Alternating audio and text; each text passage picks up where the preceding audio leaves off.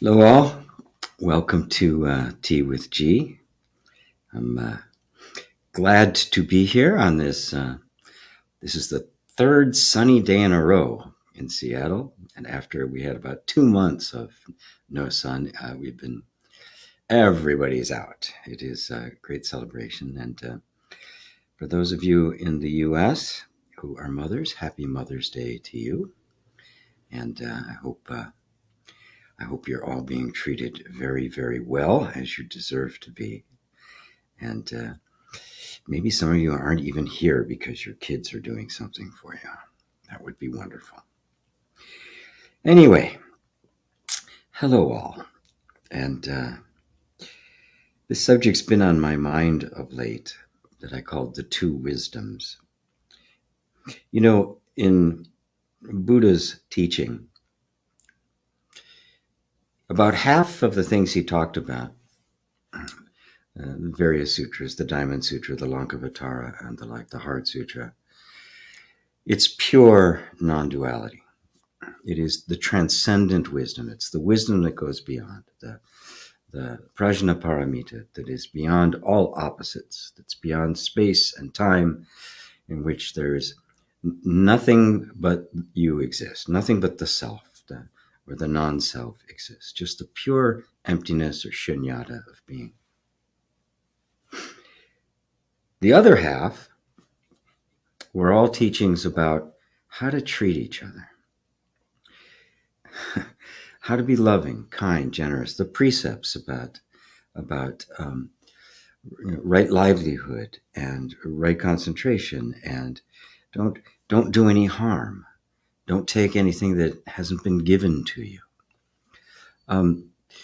It can look like a contradiction, that, well, if there's nobody here and there's nothing to, and nothing actually exists except the self, who's this other that we're taking care of? And that's a seeming, an apparent contradiction that can take a while to come to understand. But in the meantime,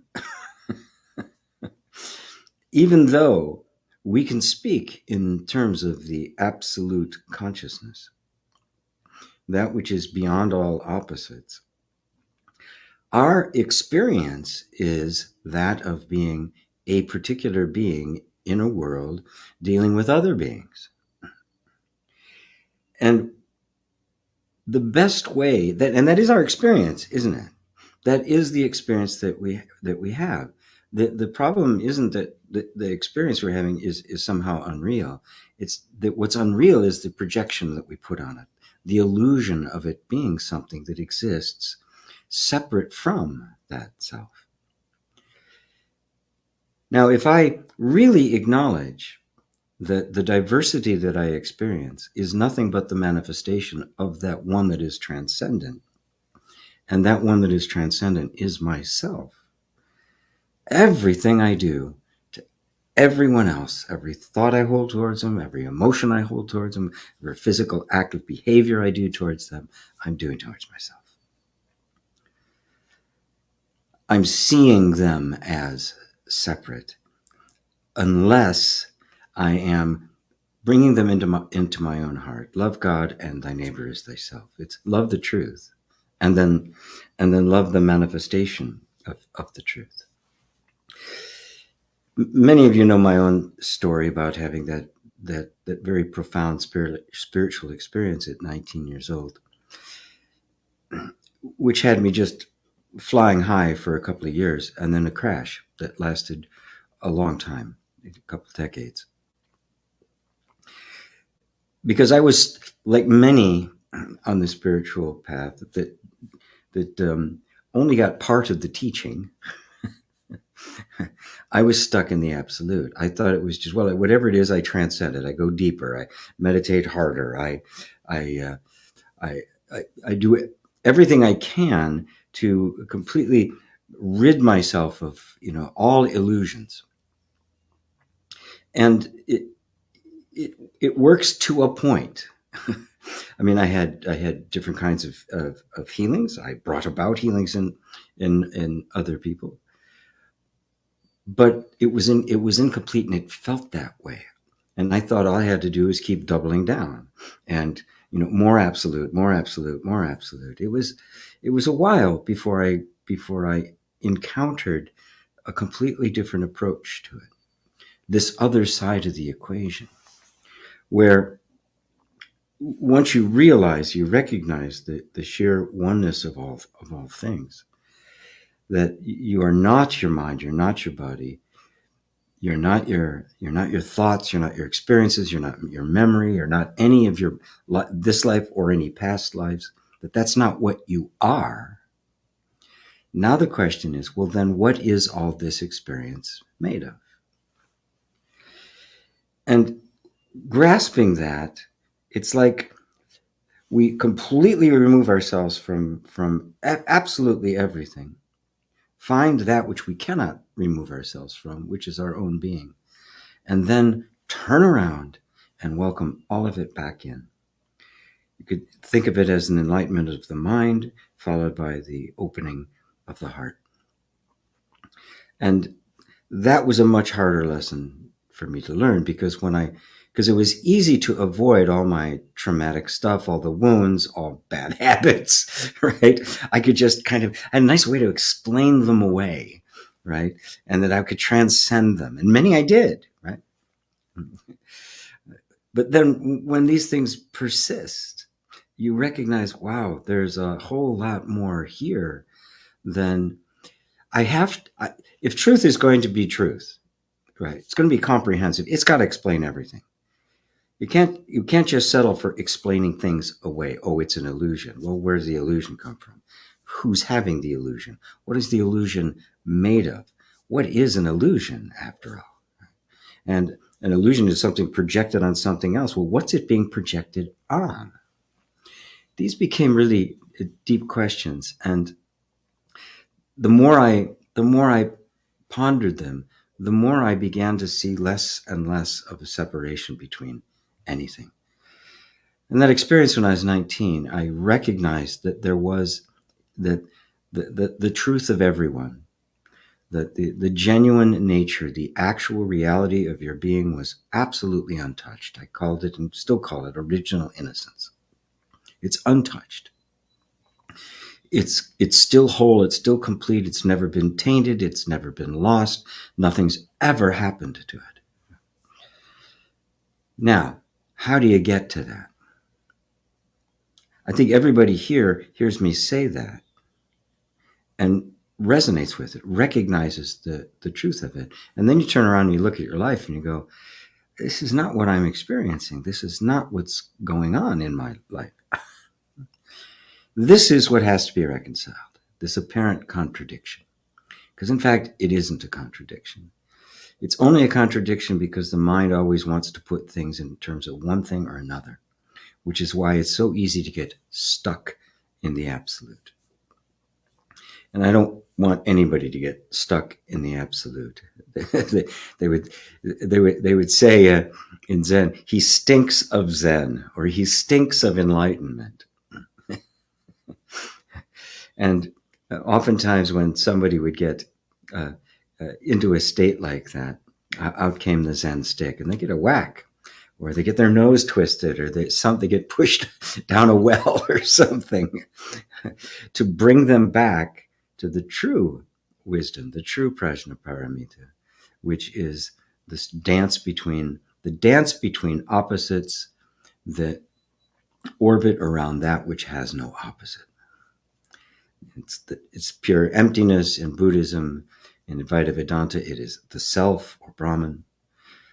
It is the Holy Spirit, or Christ consciousness in mystical Christianity.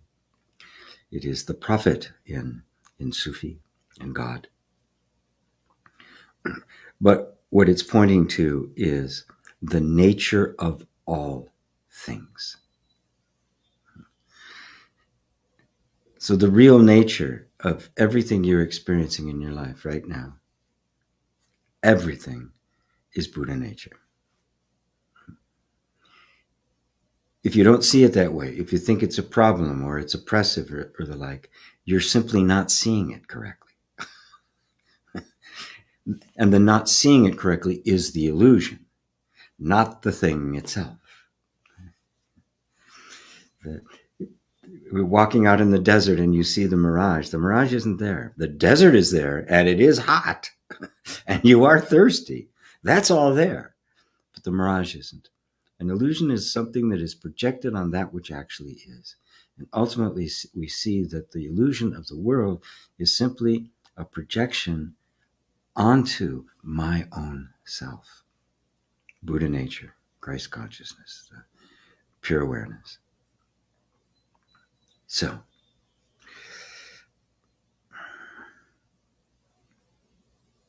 pay attention to simply the process and practice of our heart's opening.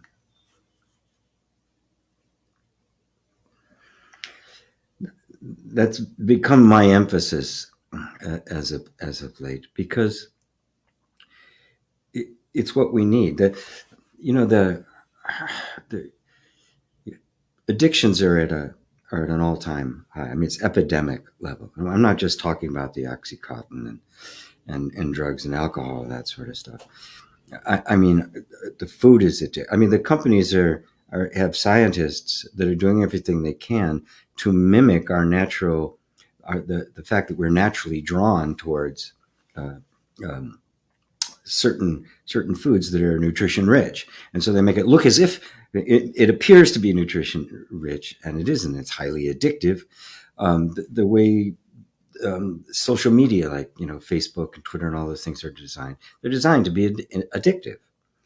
They're designed to keep you going. Right? So what is that? What is it that allows us to become so addictive?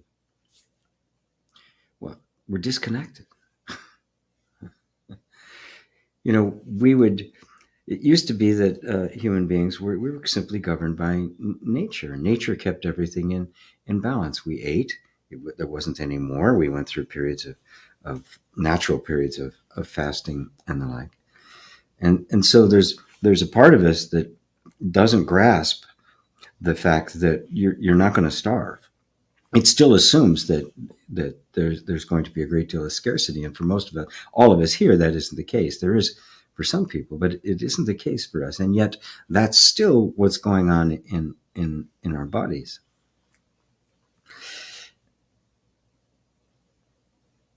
Because we can't go back to the point where nature was controlling everything, we have to learn how to do it ourselves. We have to learn how to find our own balance. And I think the real essence of the epidemic level of it is the fact that we're disconnected. We're all lonely. We've become isolated. We've become separate from each other. Our interactions are, through mediums like this. We don't an enormous amount of alienation. And of course, the most fundamental one of all was that original existential trauma that we all suffered, where we got disconnected from our souls, from our true nature. And that's the disconnection that genuine spiritual practice heals.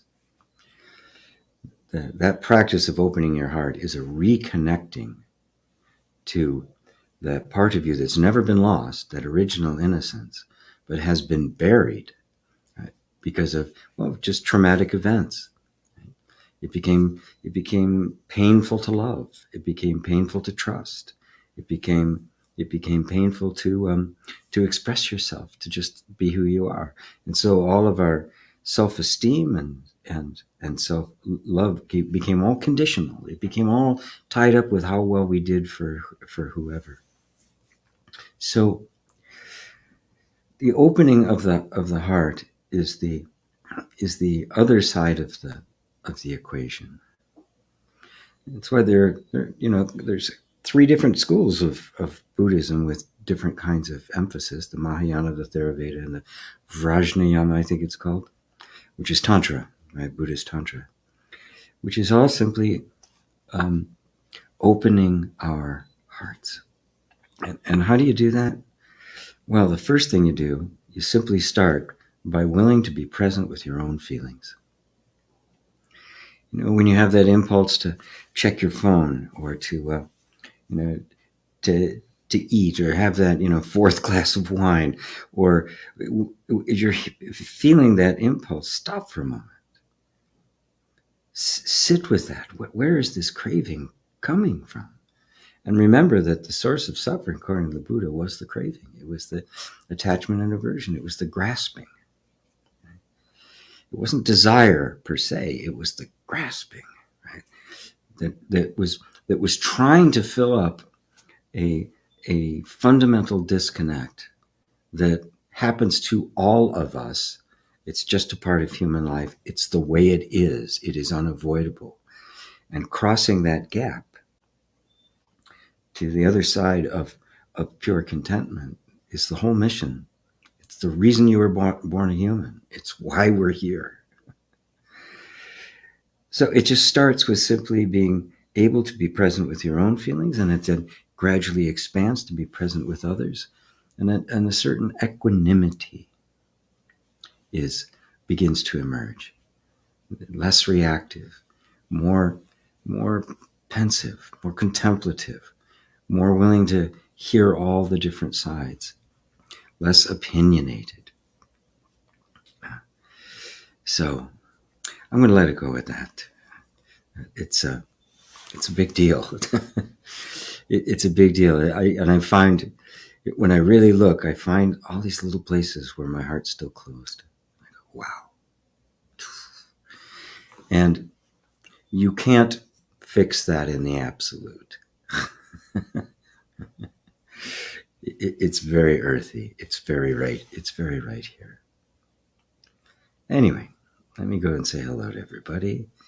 Hello, Rosario, Madrid, and SP Weasel, Andy, in Texas. There's Ava. There's Ursula in Portugal. Hello, Ursula and Robbie, Romania, and everybody's enjoying the fine day in Europe. Fernando, hello to you. There's Daryl. Happy Mom's Day. There's David and Elaine from my buddies in England. Oh, wow. A nice long one from Jonas. Hello, Jonas. Long time no see in regards to comments. You and Muji are, till this day, the two people I've never hugged or met in the same physical space. Comes to my heart and mind. Namaste, beloved GP. I have so much I need to share and have your intuition and heart answering to after the most intense and also emotionally traumatizing winter and spring in many years.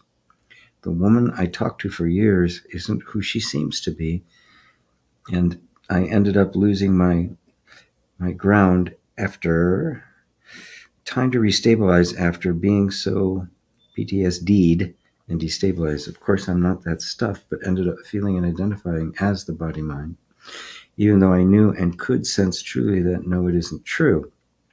And it has been such a hardship on all levels of the human experience. Feel like I'm coming back and the more daily flow of beingness again. I wish I could have a one-on-one with you. I really wanted that while it was going on, but money as usual, I couldn't.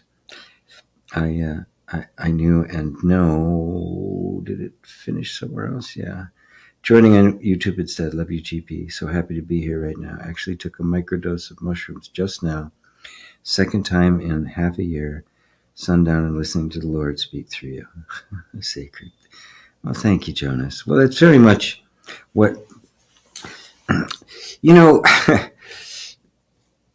I was so dense at the beginning. I just ignored all of the cosmic 2x4s I was getting because I just kept going back to I thought, the solution is I just get back into the absolute and all of this will vaporize. Sometimes it did, which kind of primed the pump, right?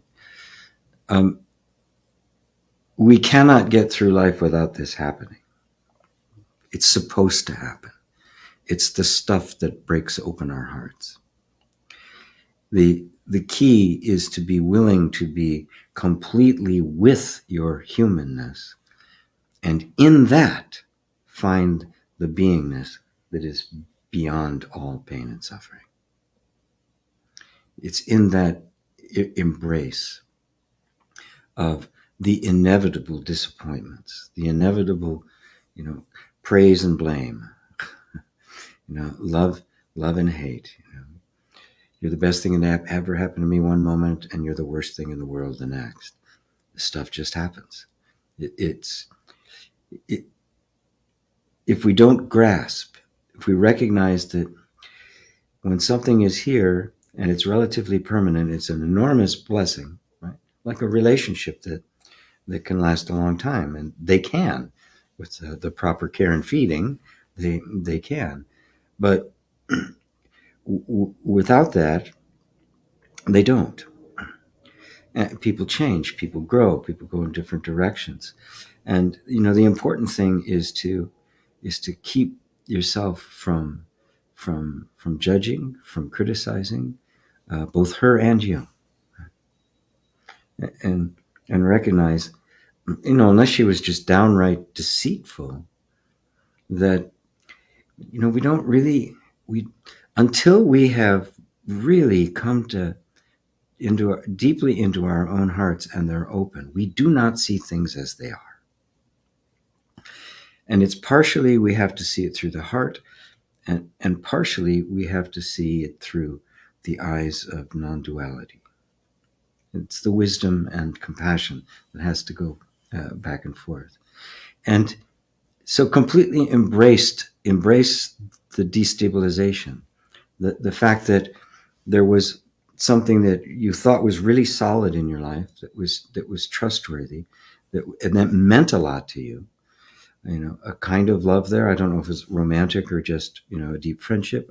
I don't really know. It doesn't really matter, because whenever there's any kind of deep connection like that, a circuit forms. A connection between individuals, our energies merge and they form a circle. A third thing emerges, and whenever that, and so that your entire energy system and nervous system on every level now adapts to that, and it becomes it becomes part of you. It's not a small deal. Right? If it's a small deal, then it doesn't hurt if somebody just wanders away. It's not just the hurt. It is the as you felt, the destabilization. And it is destabilizing. It's like anytime you get used to something and then all of a sudden it isn't there, right? No matter what it might be. And when it's a personal relationship like that, there's a dimension on the energetic level where there's a bonding that takes place. And when that falls, and that falls apart for whatever reason, the entire system is destabilized. Now, I would highly recommend, maybe even insist, that you don't let your mind come up with stories about who she is and why she did this and anything at all. Put all of that aside and just stay with the feeling in your body. Let it heal. The body will restabilize. The more stories you tell about it, right, the more the destabilization continues. It actually keeps it in place. But throw all the stories out. You don't really know. No, none of us know what happened. None of us can actually grasp the complexity of anybody's life. For something that could throw it off, to make them seem like they weren't what you thought. Maybe they were exactly what you thought, and they're not anymore. Right? So put the stories aside. Don't try to come up with an explanation. Don't try to figure out the details. What happened? Did I do something wrong? Is she not who I thought she was? Has she gone to the dark side? All of that is useless. It's the mind attempting to keep you from feeling just the sense of loss, of grief, and of destabilization. It thinks it's helping you by trying to get you to not feel it. And so it comes up with all these reasons. It'll keep you spinning and spinning. And sometimes, some people can get hurt badly enough. They don't recover their entire life. It just walks around. It's that kind of a trauma. I don't want this to become a trauma. So just be with the sense of grief. Be with the destabilization. And don't place any blame on anybody, because there isn't really anybody to blame. This stuff just happens.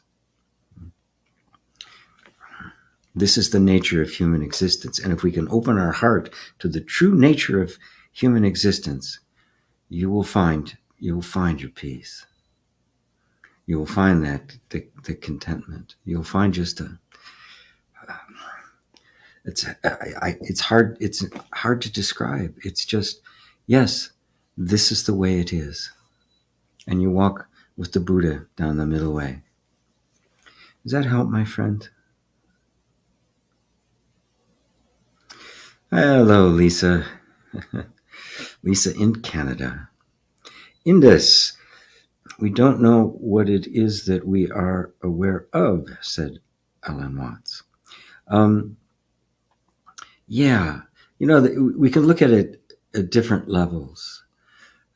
On one level, you can think, the body is aware of absolutely everything that the senses are capable of picking up. More exists than what is in our senses.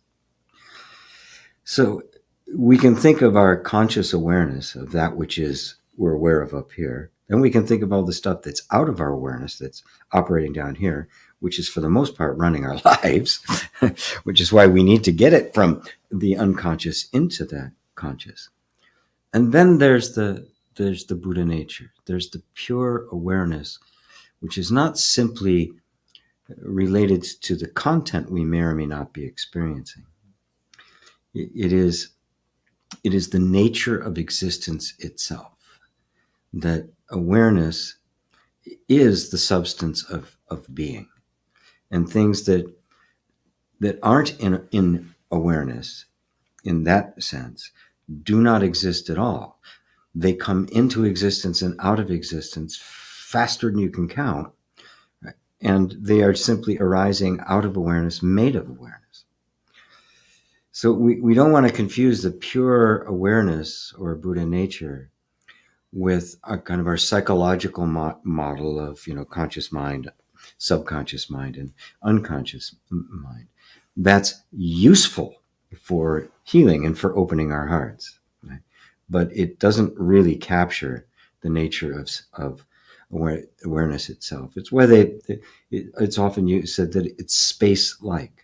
And, we have an expanding universe, right? Have you noticed that it keeps expanding, but we never run out of room? There's always space there to receive it. Awareness is like that.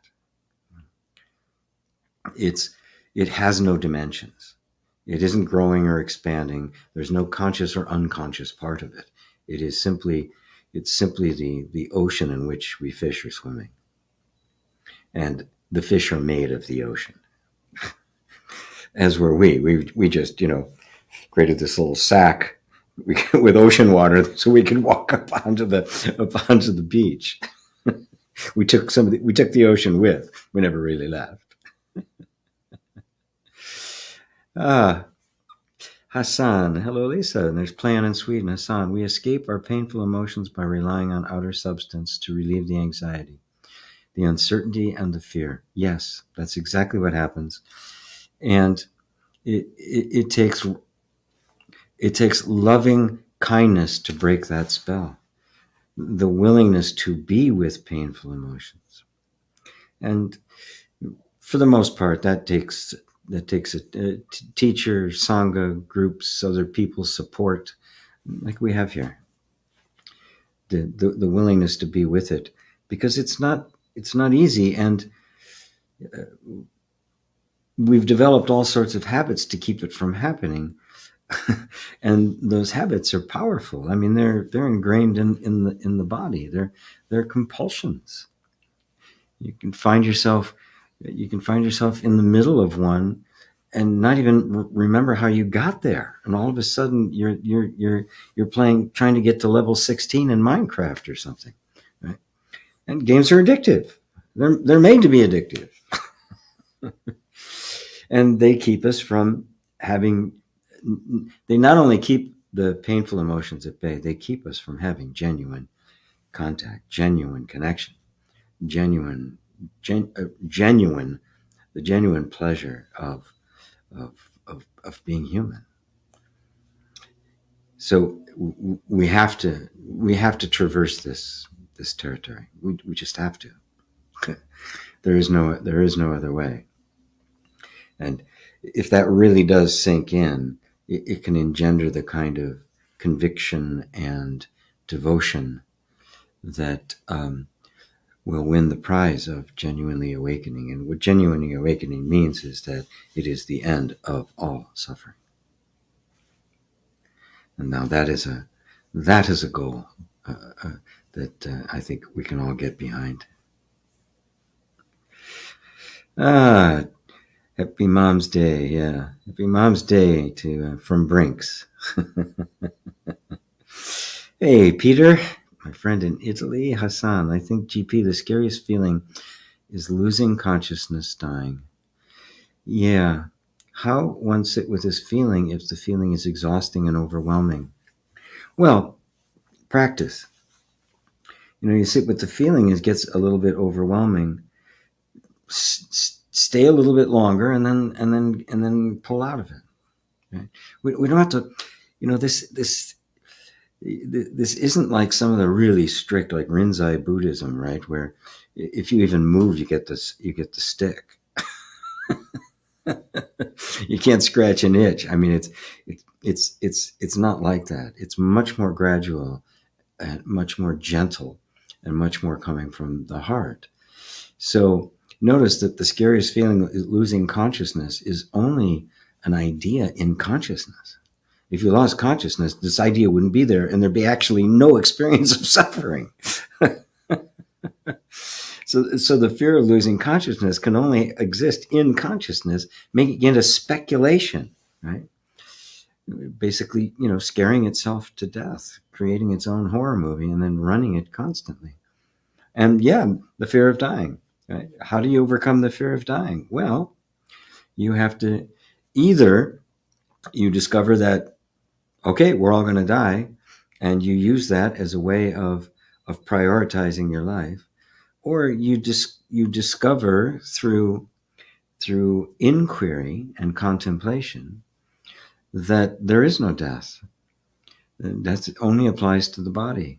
And in fact, if you look at the body, it doesn't even apply to the body as a whole. It's applying to, all sorts of different piece parts of you. Some of the cells, millions of cells since, satsang has started, I don't know, 10, 50 million cells have died and been reborn in the last half hour. It's like, wow, okay. So what then is death, right?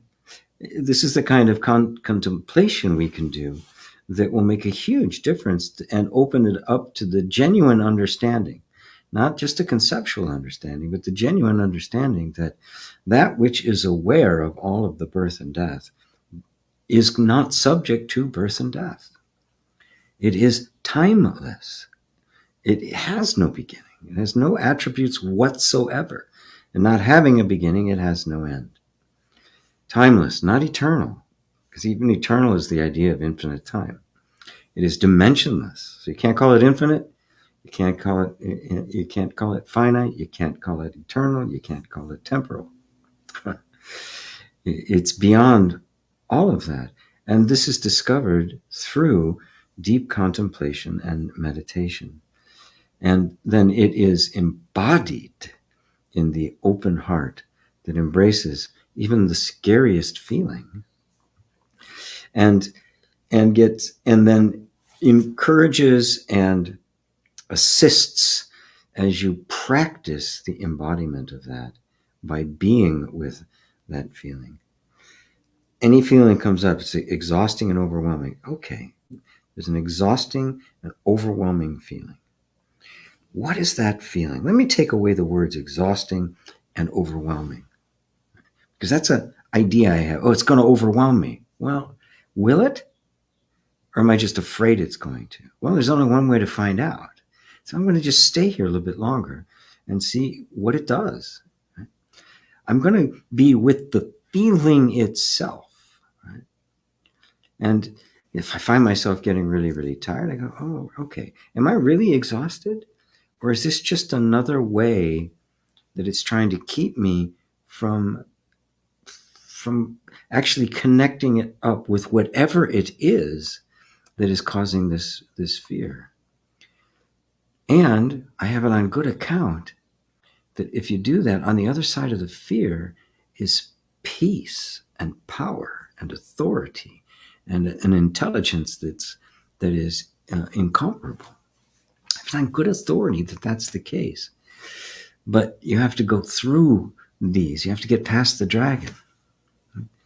So remember that we're not doing this solely just because we want to sit with the unpleasant stuff.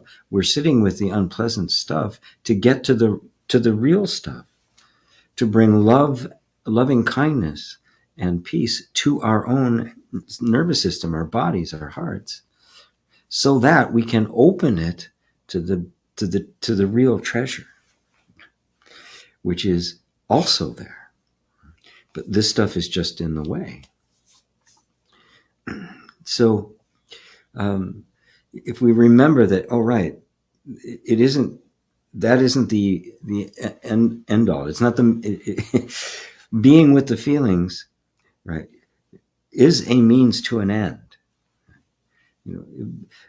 Understanding the cause of suffering is the means to the end of suffering. Which means we don't just approach our feelings as a mean to an end. There's a certain amount of presence that has to be, because this is all we have right now. But you remember that, right, that this isn't all there is to it. That the motivation behind spiritual inquiry and spiritual practice is total liberation from all suffering, for myself and all beings. Right. And they tell me this is how you do it. Okay, I'm in.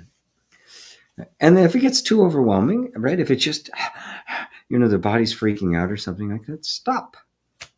Take a walk. Breathe. Try a walking meditation. Right? Try tapping. Right? Try other things. Right? There's no rules here. It's like, okay, sit with it, buddy. I'm not going to hold your head underwater. Right? Just get to know yourself.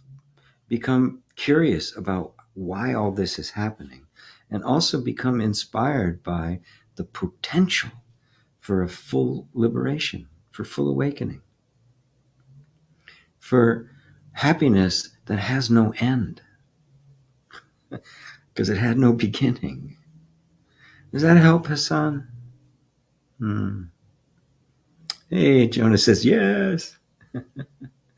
I've noticed moments, glimpses, hours of it all opening up onto and into me when the surrender of the true prayer of the heart took place all by itself.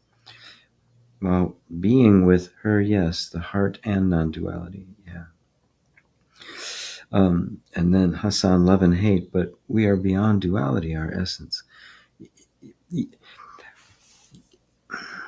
We are beyond both non-duality and duality. You can't have the word non-duality without duality, can you? So remember, right? This is beyond emptiness and form. Even emptiness is empty. Right? Non-duality can be just another word, another concept. This is beyond all of it, which means that what you are looking at is simply the self. And from one perspective, it's dualistic. That is, you and I are having a conversation here. And from another perspective, I'm having a conversation with myself, not me, the personal I. The I is simply manifesting itself.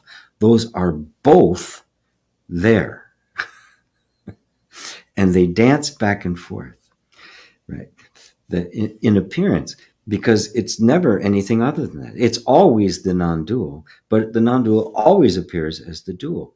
So you cannot separate the essence from the appearance, the emptiness from the form, or the form from the emptiness. You can't. You cannot do it. The mind tries to do that. So the essence is non-dual. Right? But the essence of what? The essence of all this, which is the appearance of duality. Right? It's so subtle, because our minds want to latch onto one side or the other. Right? We're either stuck in the relative or we're stuck in the absolute. But the heart represents that open wisdom that sees both, and sees both as one, and yet never loses the both. Music expresses itself in an infinite number of ways, and the essence of every song is music. and every song is music. You can't separate them. Because the nature of being is to manifest itself. Therefore, it is always manifesting itself in what we would call beings. Seeing them as separate entities is the illusion. Seeing them as a unique, individualized manifestation of that same essence, like every song is a manifestation of music, now you've got to the heart of it. And you can feel the heart respond to that. Whereas the heart kind of closes when it's just the non-dual and the relative, and trying to get out of the relative into the non-dual. You can feel there's no heart in that. Continued. That's why some great masters, the self has no karma, the true consciousness has no karma. It's true, it doesn't. Karma does not apply to it. Cause and effect does not apply to it. Cause and effect is actually an illusion. Right? But we experience cause and effect. Right? And to look at it as such, it really appears as this causes that, causes that, causes that. Right? And what's the Four Noble Truths? The cause of suffering. That's number 2, right? Even though the one of the versions of Buddha's enlightenment I heard was that final straw fell when he saw that causality, cause and effect, were a projection of the mind and did not exist. And then he comes out of that experience, and what's the first thing he talks about? The cause of suffering. There's no contradiction there. There's no contradiction. He saw through all of it, and all of his suffering ended. And now he goes, okay, how do we eliminate suffering? Which is what he was after in the first place. He didn't go seeking enlightenment. He went seeking the answer to suffering. What was the cause of suffering? Well, the cause of suffering was ignorance. It was a mistaken notion about who you are. And which meant that since it did have a cause, it would have a beginning. He would have an end. It would have a cause. The effect would be suffering.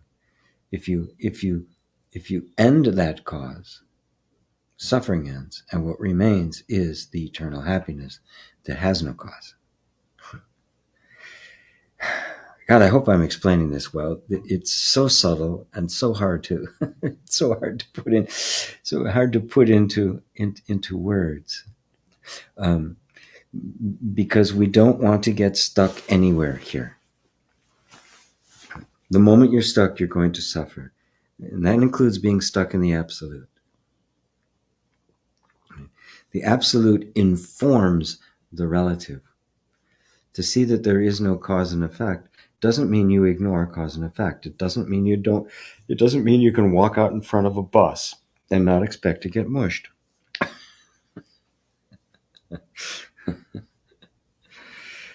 For me, I ruminate as the result of my trauma.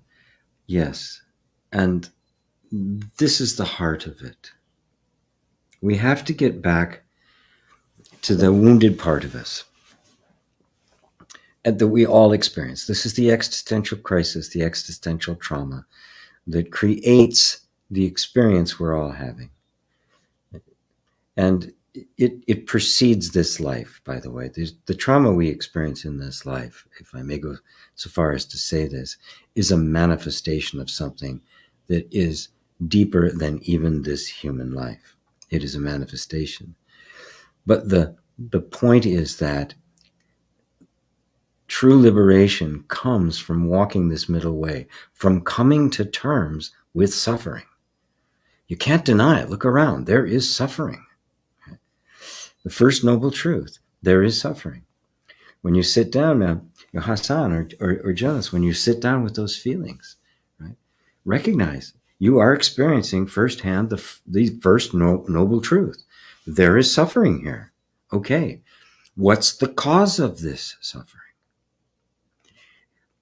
It's not because this woman betrayed your trust, or because there's a fear of death. It's not that. You can put all that aside. It's clinging. Clinging to what? Clinging to life. If I'm not clinging to life, there's no fear of death. If I'm not clinging to some idea of what I thought she should be, there'd be no sense of loss. There'd be a disappointment, but no suffering. You'd feel the full weight and pain of it. Of course, when we die, you're going to be letting go of everyone you know, everything you love, everything you care about. It's going to be gone. Just like when somebody dies and you're still here. So,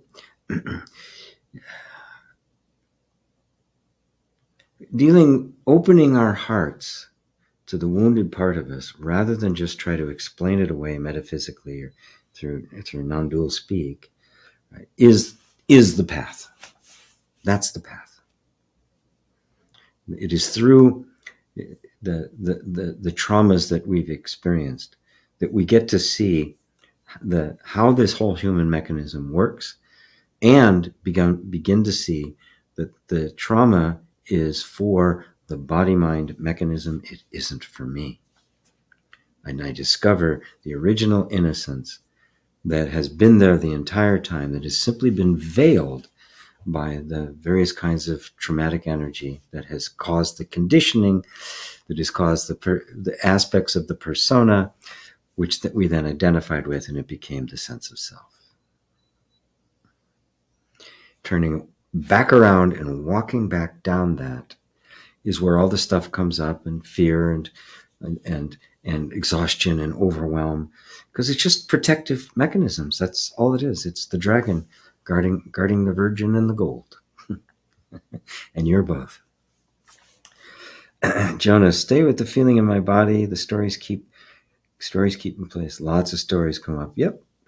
Still does not, but as loaded as clingy or ruminating anymore. Yeah, just don't pay attention to the stories because they're not true. They're not true, so don't pay attention to them. They're an attempt simply to find an explanation that'll make me feel better. That's all it is. It won't solve anything. And by feel better, I mean not feel as much pain. But it doesn't heal. The mind at work. I felt and observed and had it stop again and again and again and just keep going.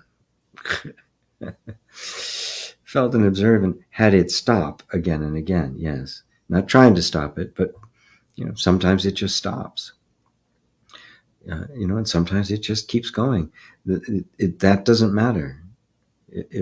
Whether the mind's going or not is the source of your happiness. Boy, you're in trouble. You're going to try to stop it, and find the more you try to stop it, the worse it gets. Serenable, yes, gee, thanks. You're welcome. And it's very subtle. In a way, I can't escape my pain, but in this way, I escape my painful emotions. Yes, but you can only escape them so long, right? There are ways. I mean, it's what I do all day, every day, is teaching people how to do it so it isn't overwhelming. It doesn't have to be that hard. Right? Sometimes it's necessary to have a long retreat, but not right in the beginning. Don't start out on a month-long or a 3-month retreat. Sometimes we need to be in an environment with others around us and a support system and teachers, and completely disconnect, completely off-grid from every other part of our life, where everything is just taken care of. You're in complete silence for the entire period of time, so that you actually can find that you can do this. You can go there. Because in our daily lives, okay, I'm going to do my half-hour meditation or my hour meditation, an hour in the morning, or whatever it is. We have lives, right, that are going on, right? And you'll find that you'll be sitting and meditating and say, oh yeah, I got to do something. That'll be intruding. It's very difficult for that not to happen. But if you're at some place, even say for a morning, a Sunday morning, you go for a 3-hour meditation. For that 3 hours, you're not doing anything else, right? You'll feel the restlessness, right? And you go, oh, it really wasn't about having other things to do. There was just this restlessness there. All right, let me go into that. And it's in an environment where it's safe and supportive, and you can do it. So, but at home, on playing the home game, then it's absolutely necessary. What I recommend people do is is set a timer, 15 minutes, 20 minutes, 30 minutes, an hour, whatever it is, right? And just say, okay, this is all I'm doing for the next 15 minutes. And then say, oh, did you turn the iron off? What are we going to have for lunch? And now you just noticed how just distracted the mind always is. But if you're committed to that chunk of time, then you're just going to notice it. Oh, right, there it is. Well, what's behind that? What is it trying to pull me away from? And it can actually now deepen your practice. And then you'll find yourself, oh, for the last 20 minutes, I have been thinking about lunch or whatever. The moment you see it, in that moment, you're the Buddha. You've just awoken. Oh, there it is. Pull yourself back. Pull yourself back. Pull yourself back.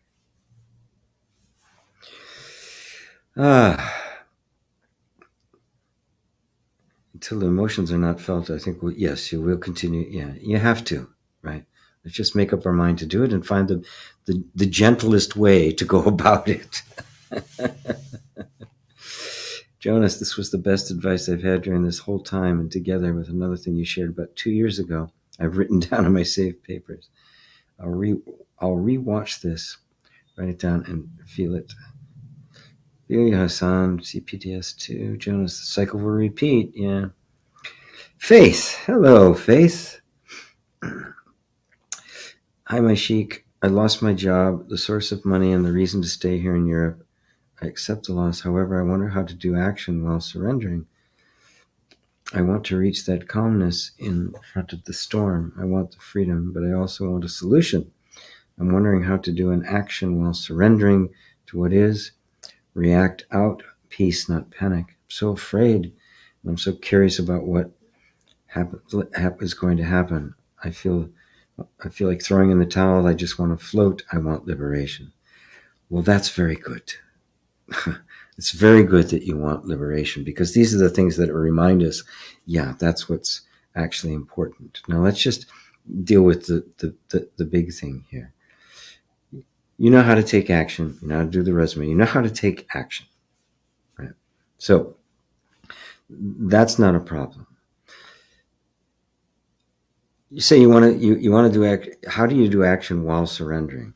The act of acting is a surrender, right? Surrendering isn't just sit there, oh, I surrender what's happened. It's not resignation. It's a deep acceptance that, okay, life has thrown this at me now. This is my practice. This is where I am going to gain my liberation. If it wasn't the case, life would not be handing this to me. Now I'm feeling panic in my body. I would much prefer to be feeling peace, but I'm feeling a sense of panic. Okay. Yeah, it's fearful, right? I lost this. I was depending on it. I want to stay here in Europe. So, yeah, this is a disappointment. So feel the panic, which is the mind spinning out all the horrible things that could go wrong. So just, okay, the panic is the mind telling a story. Does the mind ever tell the truth? It's not that it's a liar. It doesn't know the truth, so it can't tell it. It's not like it's purposely deceiving you, because then it would have to know what was true in order to deceive you. It's just making up stories because that's what we've been taught to do. And that stimulates the panic. So stay with that feeling of fear and just notice that it's a dance between the body and the mind. The mind is reacting to these images. And then very gently pull yourself away from those images and open your heart to that feeling of fear. Not saying I want to have peace. It's like peace is my nature. And right now, my body is afraid. My mind is afraid. So I'm going to open myself up completely in loving kindness to both of them. And say, yes, of course, I understand you're afraid. Yep, this feeling is running through us. Let's be with it together. And the mind increases the panic by saying, well, you're just going to react out of fear and do something stupid, which is just another story. You're not going to do that. You're going to take the action that you need to take, and you're competent, right? And so you don't let the mind color this at all. And remember, the liberation you desire, and you do desire it deeply, I know you well enough to know that desire for liberation is what is creating these circumstances. This is why life, it's not punitive. It's not because life is trying to mess you up. It's because you want to be liberated, and this is how it's done. It is through the deep contemplation of your true nature and the active engagement with human life as it is. This is how it's done. And nobody gets out of it. It doesn't matter how long you've been doing it. New stuff comes up. Some other thing just kind of throws you off. And or something pops up that you didn't realize you were doing or thinking or acting out, and you go, oh dear. Thank you for waking me up. Thank you. Thank you for waking me up. And this is, you've asked for liberation. The moment you ask for it, truthfully, in your heart, it starts to come. But we have to become liberated from the mind and its stories and the various emotional experiences that it creates because of that, until we are completely liberated from all of the story. But remember, even a tiny step of liberation is the Buddha step. Is that helping you, Faith? My dear girl. Jay, is it a good sign if you don't feel like talking that you're stuck in something and probably all the talking is going on inside the head? Usually it feels like it's heavy inside when something is, where's the rest? Being held on to. Yes, it's going to feel heavy when something's being held on to because it's heavy. You're carrying it. Oh, okay. I'm carrying, yeah, it's heavy. What am I carrying? Now that's the question. And sometimes, you don't feel like talking, it's just heavy. There's no energy for it, right? So turn towards that energy, turn towards that feeling, turn towards that heaviness. Go, what's heavy here? What's heavy? What am I carrying that I don't need to carry? Or what part of me is carrying something, right, that it doesn't need anymore, but doesn't know it can put it down. Doesn't know it has that capacity. Maybe it's holding on to something because it thinks it's protective. It usually is the case. So, yeah, all the talking going on inside the head, but that wouldn't matter if there wasn't the heaviness. Right? Then it'd just be, oh yeah, well, there's the talking again. but there's a heaviness there, and there seems to be an association between all the talking and so just put all of that aside and just go, okay, what is this heaviness? Notice it's the most loving thing you can do. It's the most self-honoring thing you can do. And we need to honor our human selves. We need to find within ourselves that love for ourselves, for our human self, right? Not just the abstract love of the absolute or God or something like that, just the love of this human life and the beauty of it and the mystery of it and the unbearable beauty and simultaneously this ocean of tears. It's a beautiful way I've heard it expressed. And so what's this heaviness? And is it just my heaviness? Is it something from my past? Or is there just a heaviness in the world right now?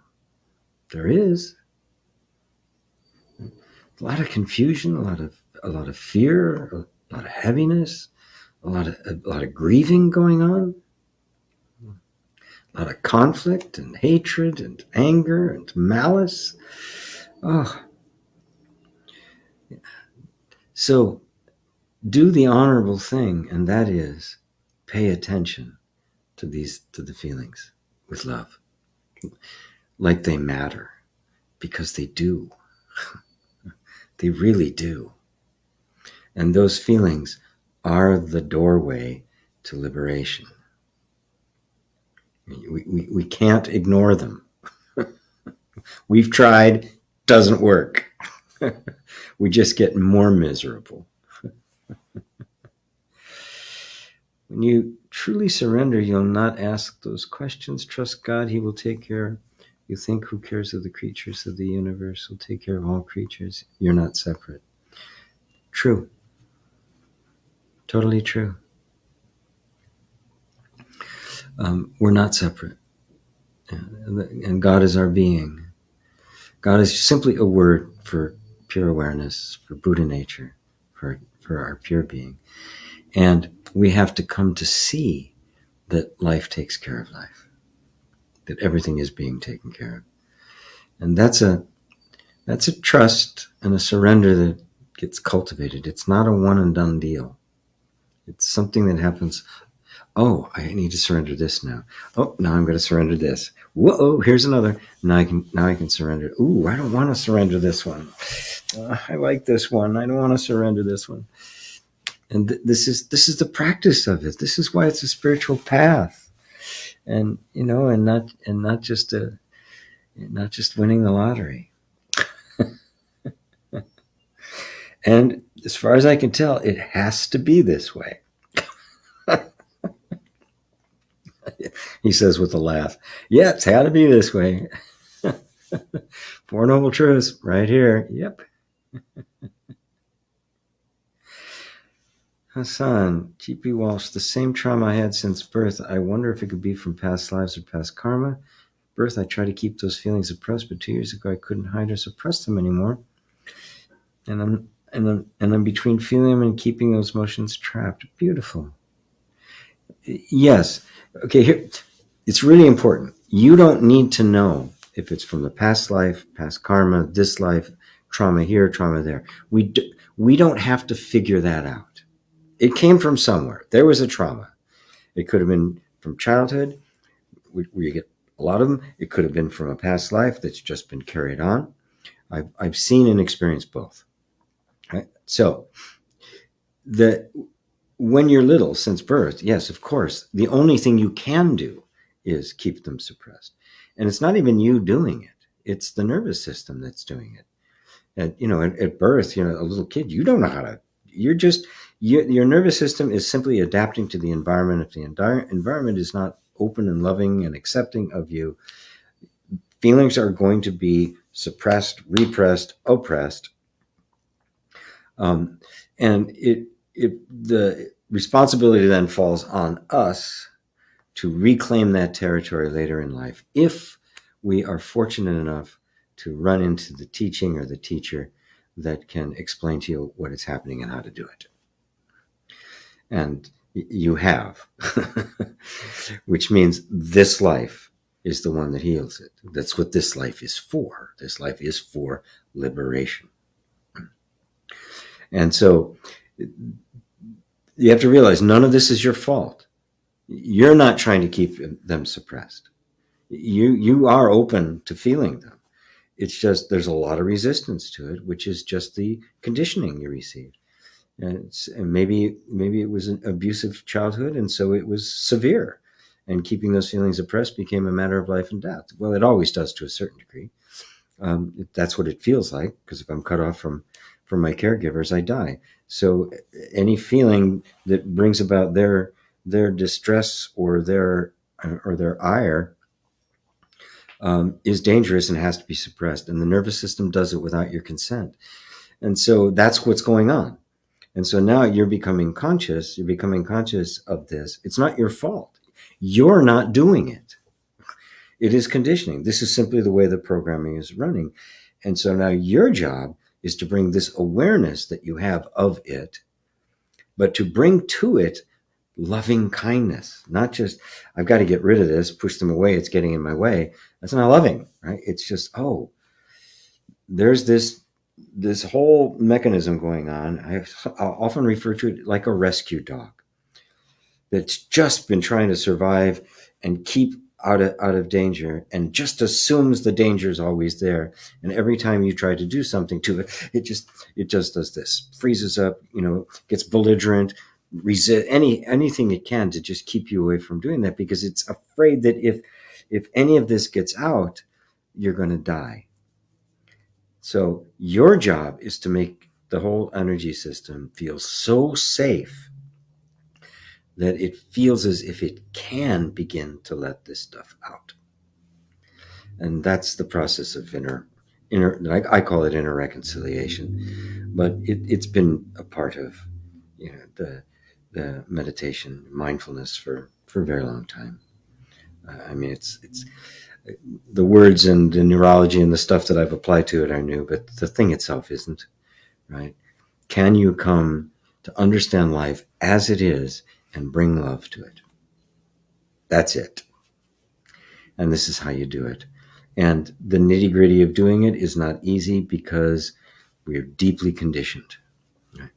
And we live in a culture that is, it is, the entire culture is traumatized, and it keeps reproducing traumas over and over and over again, faster than therapists and spiritual teachers can cure them. We live in a trauma-inducing world right now, most of us. So we have to become wiser than serpents and harmless as doves. And I have to just keep reiterating, being willing to go into these dark inner parts, dark inner spaces, is the path. There is no other way. You cannot pull an absolute on it and avoid it. I've seen enormous number of people try. They've all failed, including me. And I see some right now, they're going to fail.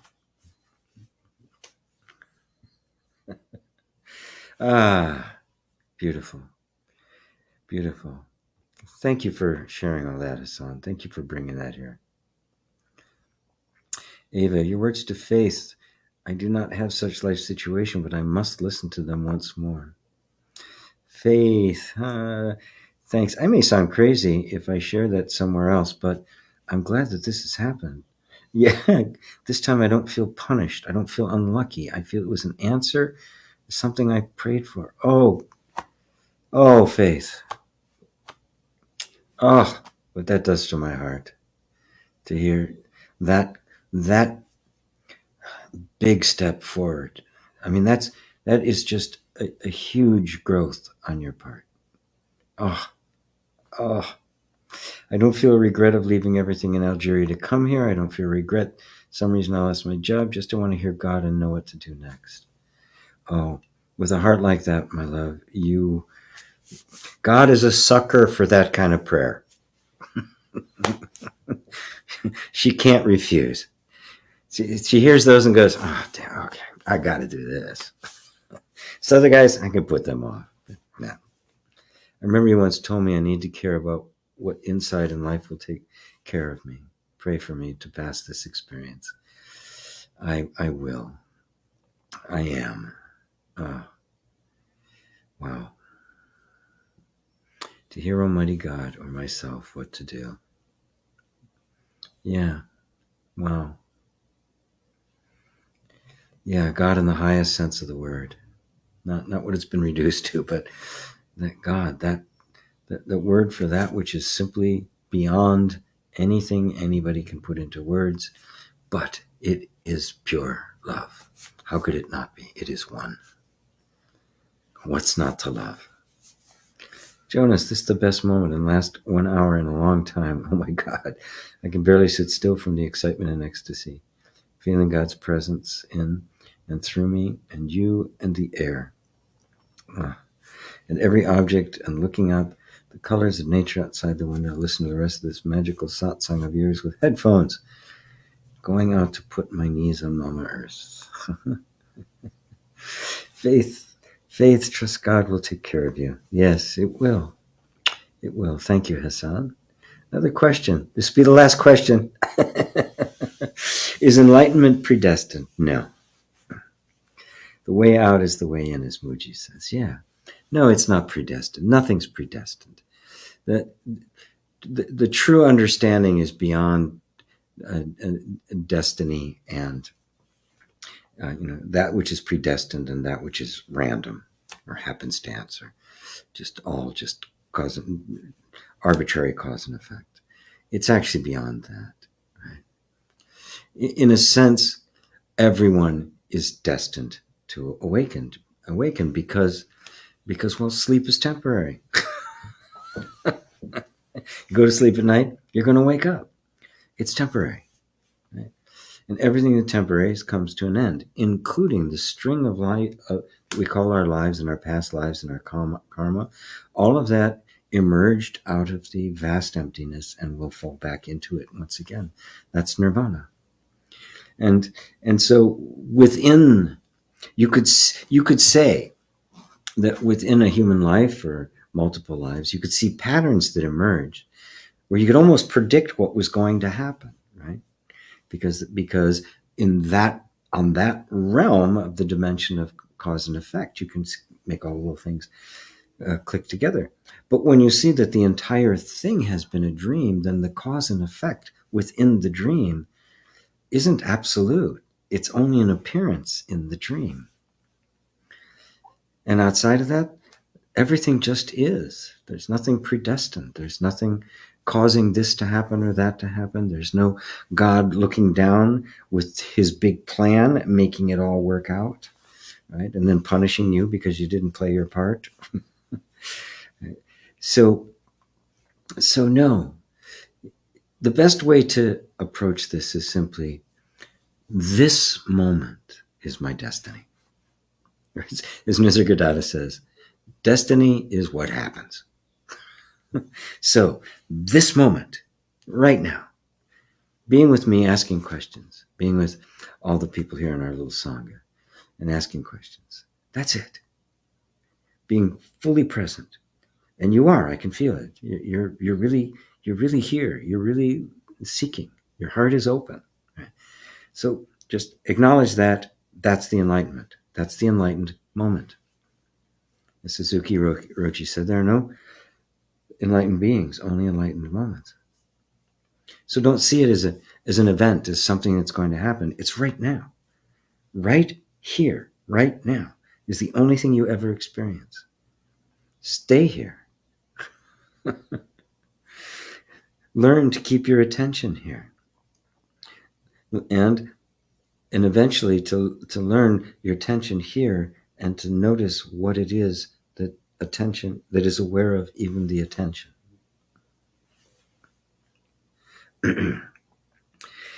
Ava, gee, about the so-called faith-based situation, it came to me now. The solution must come from the same place from the situation comes. How to somehow apply that. Everything comes from the same place. And that place is simply that consciousness that you call yourself. Your mind is the Buddha. And by the mind, I'm not talking about simply the psychological mind, patterns of thoughts, and all that kind of stuff, right? That's the manifestation of it, and we could even I've used mind in that criteria, but in the Buddhist sense, the way used the word mind, and in some Advaita, mind is capitalized. And it is a good word to use because you can begin to think, like you have a dream at night and it's very real experiences and people stuff. There's all appearances, right? But it's all made of mind, isn't it? It's all happening within the mind. It's all happening within your consciousness. And there's nobody else there but you. So it's a great metaphor for that. So everything arises out of consciousness. The thing is that we believe that somehow the world exists independently of consciousness. And therefore, consciousness is simply localized and through the senses, picking up things that exist objectively. That is the illusion. We're not perceiving something out there. We're projecting something out there. There is no out there. It's all in here. So the bottom line is, it's the essence of all of it is pure, divine, goddess-like love. If we remember that life is loving, and that we can accept life as it is and bring love to it. So it's not like, oh, there's life and then there's me. Because if you look around, life can be kind of harsh, right? Just watch the cheetah chasing the gazelle and the cheetah wins. Life can be harsh. So what if our whole job was to bring love to it? And that everything that happens to us is the invitation for us to open our hearts more than we ever thought possible and bring the love that is so desperately needed right now. I hope that answers the question. I think I wandered off a little bit. Play on. Is it normal to stop falling in love? I experienced many times getting my heart broken when I was younger until those types of feelings just stopped. Because of this, I had a lot of anxiety after I turned 40. Started to date out of panic, but it just felt weird. Now, since my realization, I know that I don't need anyone in my life to be at peace, although it would be fun to meet a lady to share this with. Yeah, of course. Duh. It sure would. Wouldn't it be great to share your realization with somebody? I think that's why we have sanghas and the like, and couples, and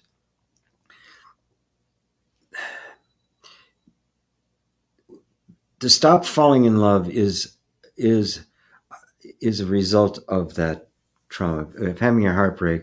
Eventually, the nervous system, which has already been trained into suppression, is just going to assume, you know what, it's not worth it.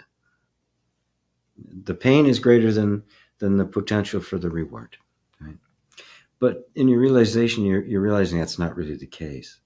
The potential reward is actually much greater than the pain you may experience along the way. And so here's what I'd recommend. The very fact that you go, wow, it'd be nice to meet a lady that I could share this with, is the opening. That's the healing beginning to happen. Your realization is opening that inner space so that the heartbreaks of the past aren't dominating the conversation. It isn't, don't do it, it's just going to hurt again. Which is not sometimes even in words, but oftentimes just a feeling. But suddenly, now that it's open, it's like, wow, it'd be nice, be fun. This be kind of, yeah, this is actually, I think this is actually good, isn't it? So what I recommend that you do is you stay with that feeling of it being fun. Give it equal time. And as you do that, you'll find there'll be resistance to it. And what if you get your heart broken again? Well, yeah, I could. There are no guarantees here. But if not, it could be absolutely blissful. It could be somebody that I could share all this stuff that I'm learning. I could even learn from them. Wow. And maybe we can even create an environment where we can help each other heal from all the shit we've all been through. Yeah, I like this idea. I think this would be great. And yes, it would be worth getting my heart broken maybe again. But maybe I don't have to do that. Maybe it doesn't have to be, a series of heartbreaks, right? Maybe I don't have to kiss a bunch of toads or toadettes in your case. Yeah. So cherish the desire as human, the nature of human life. This is the nature of being human. We don't just have to accept all the grief and the pain and the traumas. We also have to accept the love, the beauty, the intimacy, the sweetness. Oh yeah, that's part of this too. Right. It's not just about healing trauma. Who was it? I can't remember who said it. I was some Zen master saying, don't be so loyal to your suffering. It's okay to be happy. And I mean just, humanly happy. I mean, I just talk about the ultimate bliss of content, but it have happy moments, intimate moments, touching moments. It's okay. It's part of the deal. It's part of how our hearts open even more and more and more. And notice the more your heart opens, the more you want to share it. You want to share it with somebody. You ever notice that when you get happy, what's the first thing you do? You want to tell somebody about it. You fall in love, you're on the phone with friends, or it's like, this is great. Look what happened to me. It can't live alone. It's simply joy can't live alone. Which is why the one, which is pure joy, manifests itself as in this infinite variety. The infinite joy of being manifests itself in this infinite fulfillment. Ain't it great? Andy says, special focused love to you, Jonas, and Faith, as you wind your way through this chapter. Asana J2 from Andy. Oh, lovely. Wonderful. Thank you, Andy. So kind. Gee, when you talk about the absolute, can you give us an example from your own life of what that is? I'm having some confusion between the two terms. Well, the absolute is just what is. It's the nature of all things. An example, my life is an example of it, even when it was shitty. Even when I was just an ignorant drughead. That's the absolute. Everything is the absolute. It is the essence of all being, right? You could think of it kind of like this, right? You have a pet dog, and your dog's a Chihuahua, right? But he's a Chihuahua, one of many Chihuahuas, but a unique example of a Chihuahua, right? And of course, the Chihuahuas are examples of dogs, and there's all sorts of different kinds of dogs. And you look and you go, oh, well, that's a dog. You can tell. It's not a cat. It's not a mosquito. That's a dog, right? Sometimes they're like with wolves. Oh, yeah, that's a wolf. That's a dog, right? Clearly. And yet every individual is that. And yet it's apparently there's no limit on what you can have in terms of what a dog is. Now just extrapolate that up. A mammal, right? So now it's a mammal, right? Now it's an animal, right? Now it's just a being. And you get all the way to the essence of that of which everything derives its nature. The nature of your little pet Chihuahua, if you have one, derives its nature from all chihuahuas and dogs and mammals and on and on and on, and it goes all the way up to you get to being itself, which is the absolute, which is what gives rise to everything. It is the ultimate nature of all things. And so it manifests as the Chihuahua, it manifests as the Rottweiler, it manifests as the cat, as the mouse, as the Bengal cat. I have to point out that out in particular. But what is it? What does it all have in common? It's all being. And that being is the absolute. It is beyond, it cannot be described because only what manifests it can be described. And so in absolutely everything, so everything you look at, right? When you look at your Chihuahua, you're seeing all Chihuahuas, you're seeing all dogs, all mammals, all animals. You're seeing the absolute. How's that? Let me know. Thank you, gpwalsh. You're so welcome, Hassan. My whole life I was searching, seeking, looking for answers to things. I felt I started by reading 40 Rules of Love. The story of Rumi had changed my life.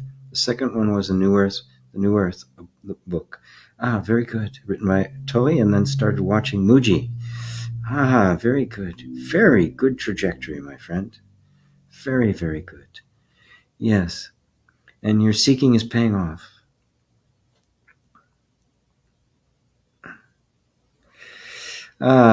Sam, faith. Trust is the only way. Yeah. Yes, Ava, I am curious what to do and how it will be to hear the Almighty. Yeah, same here, Andy. You can see I dealt with it before. I can heal from another heartbreak. Yeah. Yes. Healing from them and healing when you caused them.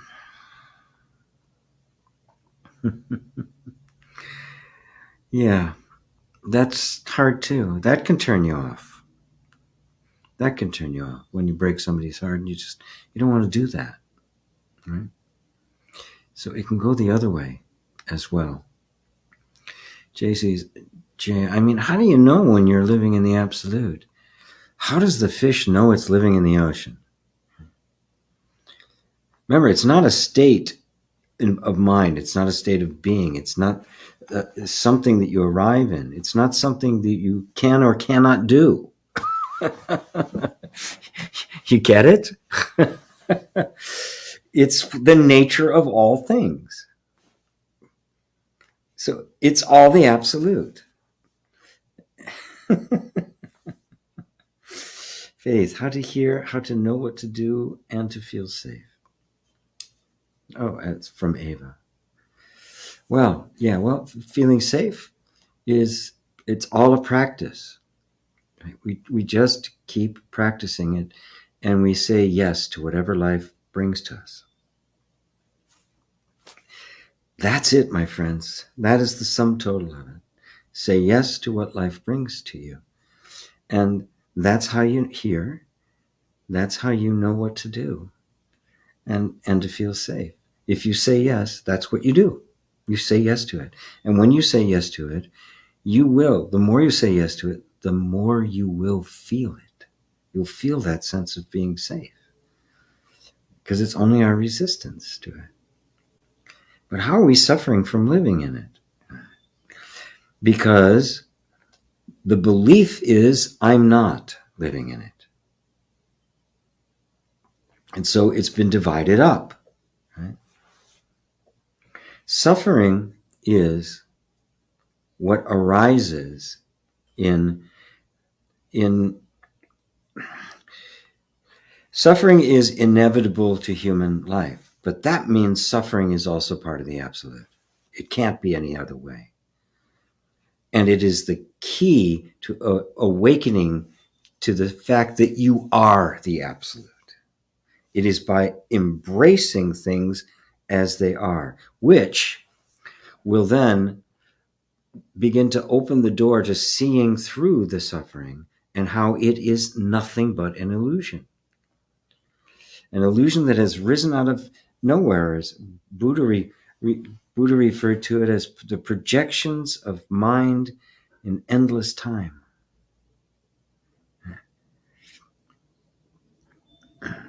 So whenever you're suffering from it, whenever you are suffering, you go, oh, I am suffering. I am now living as if I was not the absolute being. I'm living, thinking, feeling. So let me go into this suffering and find out where I'm doing that, where I'm denying my own nature. The last words Buddha spoke were, remember who you are. So I say to you, remember who you are. So when suffering arises, oh, I have forgotten who I am. Let me remember. And the moment I even recognize that there is suffering here, I have taken a step back. And now I can go, okay, what's the cause of this? Where's this coming from? Well, I'm clinging to something. I'm clinging to a sense of identity. I'm clinging to a habit to keep myself from having to experience this. Is something that, some old stuff. Right? So now you're actively engaged in being the absolute, because nothing but the absolute could recognize anything. If I was lost in the illusion, I couldn't recognize suffering as suffering. I think I was having fun. And I'm sure you know people like that. They're really suffering and they think they're doing great. And you can tell, and you can see them, and a lot of them are on TV and in politics and the like. Thank you. All are here. Can't stop smiling, laughing, and tear shedding coming back again and again. Thank you so much. Thank you. Yeah, very good, Jonas. Well, Ava, I don't know. I just try. I pray with hand open as Muslim with hands together. Christian, I pray with heart open, humility, with craving to see, hear him. Beautiful.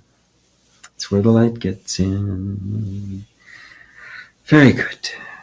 Very good. Did I cover it that time, Jay?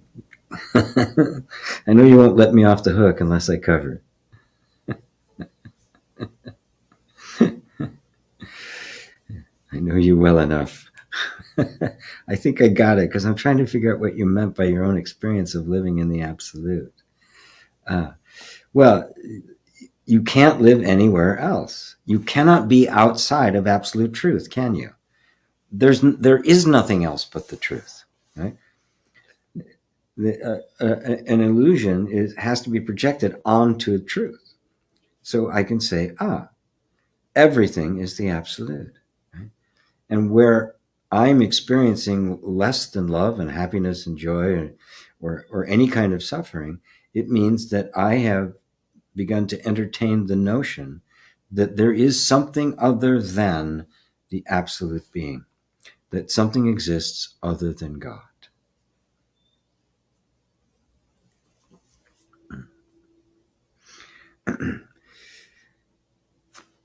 That's it. That belief pops up, creates an experience, but it doesn't change the fact that there isn't anything other than God. It doesn't change the fact, right? The mirage doesn't change the desert. You said it wasn't complete. That's why I was confused with absolute and relative. I don't remember exactly the context I said that in. But the absolute is simply the indescribable nature of all things. You can call it Buddha nature, if that's more comfortable. You can call it Brahman, if that's more comfortable. Because they all mean the same thing. It's that which is beyond all descriptions. Right? The absolute cannot be defined by anything. Right? The moment you define it, it's got a form, and now it's not the absolute anymore. But the nature of what appears in our relative experience, the essence of it, the nature of it, is the absolute. It's the only place it could come from. Like Your Chihuahua is an instance of dog, and dog is an instance of canines, and canines an instance of mammals, and on it goes, all the way down to the essence, which is the absolute being itself. Everything is a manifestation of being. And so the relative is only a word. It's only a term.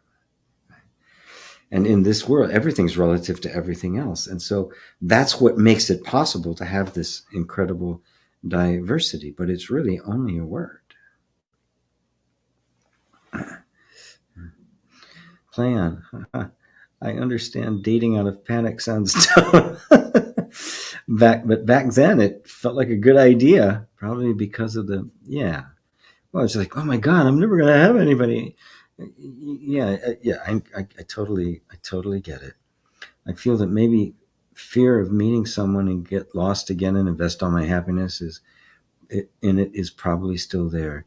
Yes, it is. And at the same time, an accumulated wisdom that'll make you much more discerning, much more, not so quick to invest the happiness, but you invest a little, you see what the return is. If she's investing that, and you open up a little bit. Does she open up? Does she receive it? Right. And so it doesn't have to be this ta-da, the cue the violins, love at first sight kind of thing. It can be this. That can happen, and often does, and it's great. But even when that happens, there's still the need to grow intimacy. Right? Falling in love like that, everything is wonderful. It's great, but it can also be blinding. So whether it's just somebody you're interested in, you feel a nice vibe with them, or if it's just like, an explosion, you still have to take your time. Let the vulnerability out, right? So you can expose something that's vulnerable and see if it's received. Not too vulnerable, right? Gradually. So the trust is built on both sides. She reveals something and you receive it, and honoring and compassionately. And now this is real intimacy. Right? That's where it becomes safer and safer and safer and safer for each of you to join together and grow together. Even though the growing will be very diverse and the like. So let's see, new comments down there. Jace, thank you, G. I'll let you off the hook. But all jokes aside, I get it now. Good. Hassan, we asked GP many questions. Yeah, well, that's why I'm here. It's my gig. There's nothing that's ignored as an illusion. It's happening now, so loving attention is giving. Yes. When you give loving attention to something, the illusion falls away and you see it as it is. And you keep going with that and you'll see it as the very presence of God. Thanks for your time, Baba GP, for your generosity and compassion. Thank you, Faith. Thank you. Well, questions seem to have slowed down, so perhaps we'll bring it to a close today. I can get on my bike and ride around because it's beautifully sunny today. So thank you all, my dear friends. Thank you so much. I love you all. So see you on Tuesday if you want to catch our upcoming Home School Live with Lisa and myself. And I'll be back here in 2 weeks. In the meantime, we have some other stuff going on. So thank you all, guys. Thank you. Love you.